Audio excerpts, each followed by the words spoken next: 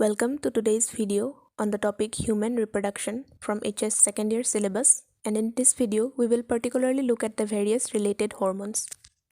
At the beginning, let us have a look at a list of all the hormones which are related to human reproduction.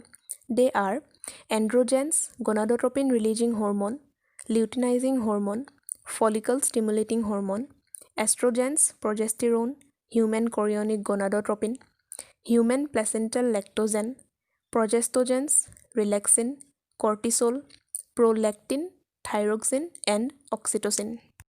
Now let's look at the salient features of these hormones one by one. At first, androgens. These are some testicular hormones which are synthesized and secreted by the Leydig cells. This group of hormones stimulates the process of spermatogenesis, that means the formation of sperm in human males. The next hormone is gonadotropin releasing hormone, in short GnRH. This is a hypothalamic hormone and its significant secretion at puberty initiates spermatogenesis. That means the level of this hormone increases in the body during puberty, which helps in the process of spermatogenesis. This hormone also stimulates the anterior pituitary gland to secrete the two gonadotropins, luteinizing hormone and follicle stimulating hormone, about which we will learn later in this video. The name of this hormone is related to the fact that this hormone stimulates the release of gonadotropin hormones. Moving on to the next hormone, luteinizing hormone, in short LH. It is found both in males and in females. In males, this hormone acts at the Leydig cells and stimulates the synthesis and secretion of androgens. So, in males, LH has a stimulatory function. In female, the secretion of LH increases during the follicular phase of a menstrual cycle. It stimulates the follicular development and the secretion of estrogens by these growing follicles. LH surge is the name given to the process of maximum secretion of LH in the mid-menstrual cycle. It induces the rupture of the Graafian follicle and thus it helps in ovulation.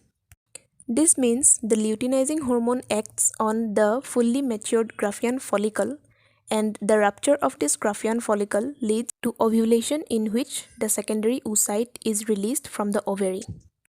Next hormone is follicle stimulating hormone, in short FSH. This too is present in both males and females. In males, it acts on the Sertoli cells and stimulates the secretion of some factors required for spermiogenesis. Spermiogenesis is the process in which the spermatids are transformed into sperms. In females, the secretion of FSH increases during the follicular phase of menstrual cycle. FSH stimulates follicular development and the secretion of estrogen by the growing follicles, which is similar as the function of LH. And finally, the level of FSH attains a peak level in the body during the middle of a menstrual cycle. The next hormone we will look at is estrogens. It is secreted by the growing follicles in female due to increase in the levels of LH and FSH, as we have already seen. Estrogen is also produced by placenta in addition to the growing follicles. The level of estrogen increases in female during pregnancy. Estrogen is involved in a complex neuroendocrine mechanism which induces parturition, that means the delivery of a newborn baby. Thus, this hormone plays an important role after fertilization in human. Estrogen assumes importance both during pregnancy and during the birth of the child. The next hormone is progesterone. It is secreted in large amounts by corpus luteum. Corpus luteum is the remnants of the Graafian follicle after ovulation. Progesterone is essential for maintaining the endometrium for supporting pregnancy. That means progesterone assumes importance only if fertilization occurs in human. Now, let's look at human chorionic gonadotropin and human placental lactogen together.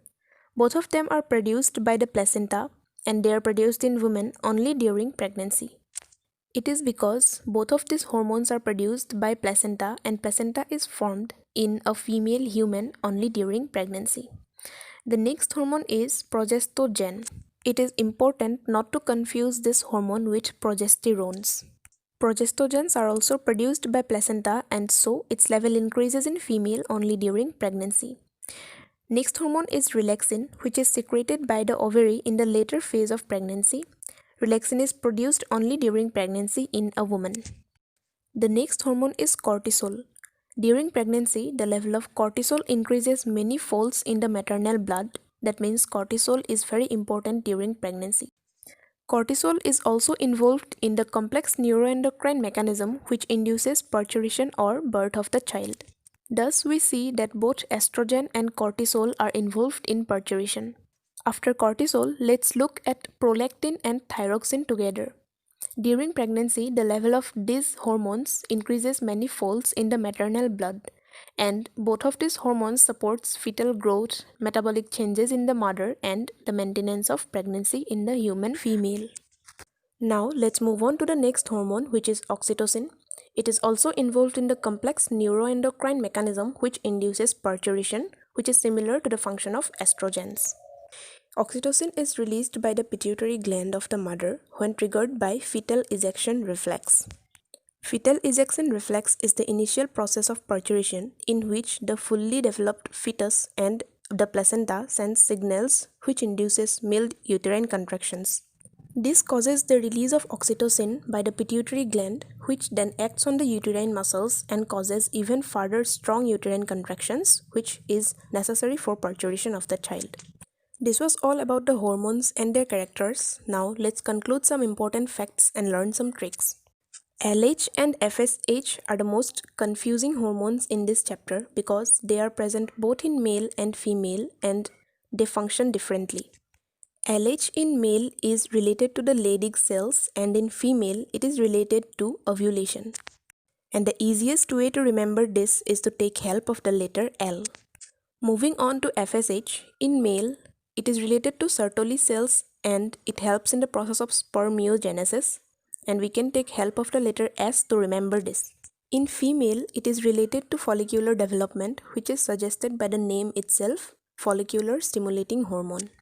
In this way, we can easily remember the different functions of LH and FSH in male and female respectively. Now let's look at some groups of hormones and their common characters. The hormones produced by the placenta are HCG, HPL, estrogens, progestogens, etc. The hormones which are produced in women only during pregnancy are HCG, HPL, and relaxin. The hormones which are involved in parturition are cortisol, estrogens, and oxytocin. It is important to note that HCG and HPL are produced only by the placenta, and that is why they are present only during pregnancy. But estrogens and progestogens are produced not only by placenta but some other endocrine organs too, which is why they may be present in women irrespective of pregnancy. A funny trick to remember the last point is that during parturition, that is during the birth of a child, its parents and other family members will always expect a bright future of the child. Now, let's suppose that the child's parents dream that one day this little child will become the chief executive officer of a good company, which is CEO. And CEO is the short form of the three hormones involved, which are cortisol, estrogen, and oxytocin. At the end of the video, I would like to provide you a table which shows the different hormones present in human male and their functions. And I hope this video will help you to remember all the hormones which are provided in the chapter Human Reproduction. So that was all for today's topic. If the video was beneficial, please leave a like and don't forget to subscribe my channel to get more such videos on simple explanations of the topics included in HS syllabus. I will be back with another video. Thanks for watching.